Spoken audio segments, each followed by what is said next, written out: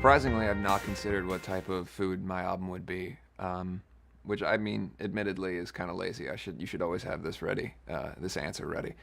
Um, but because of how dramatic and lush the sound is, and how satisfying it is, and how happy it makes me, I'm going to go with a really delicious, like buttercream birthday cake.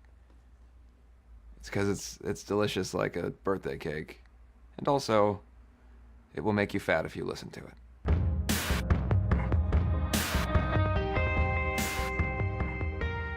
I've always been heavily interested in like 80s new wave and bands like Psychedelic Furs and um, punk bands like Lords of the New Church and The Damned, and how in the 80s their sound went more towards kind of a dancey goth sound, and bands like Sisters of Mercy. And one of my biggest idols, or heroes growing up was Billy Idol. And so I always kind of wanted to see what it would be like to make a record that was in that vein.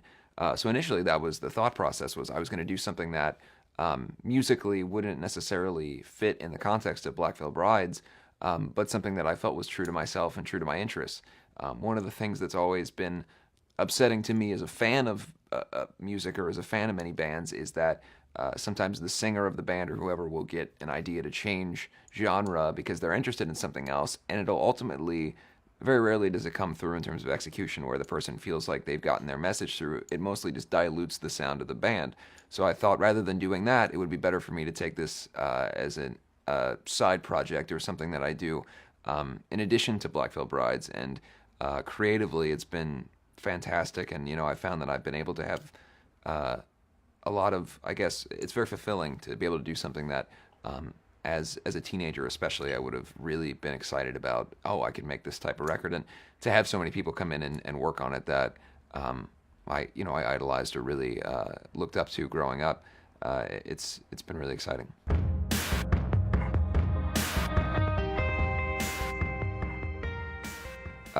The announcement of the tour is happening shortly as of the recording of this, so it may already be out there. So far, we've got two legs of the tour put together, and it'll go through the whole year. So.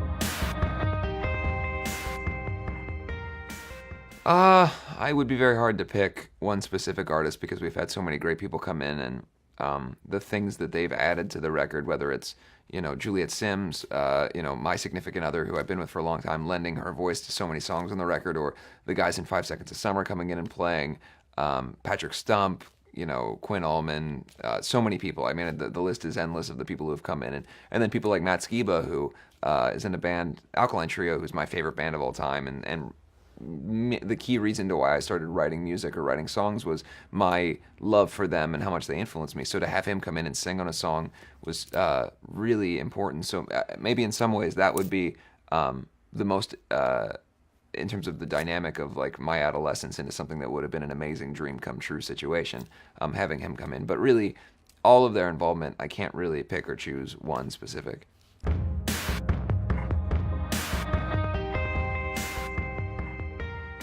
If I could design my own comic book character, I don't know. I feel like, we had in Wretched and Divine, the concept album, we had kind of all the members of the band had, in some ways, superhero powers or abilities.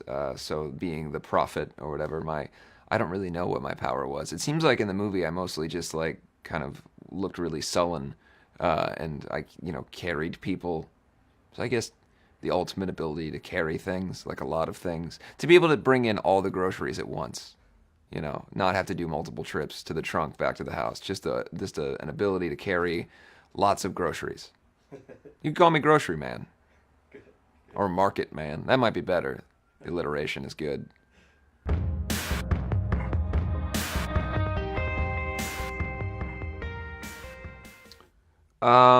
I mean, to be honest with you, at this point in my life, I'm touring so often and making music so often that, I mean, there's so little time that I'm not doing that, uh, I really like to just spend time at home. We've got a puppy we just got a few months ago, and we've got our two cats, and Juliet and I like to watch TV shows and, go on Netflix and Hulu and all those things. And I enjoy. I'm doing some acting stuff now. I enjoy doing that. But by and large, I like to just be a homebody and spend time at home with my family.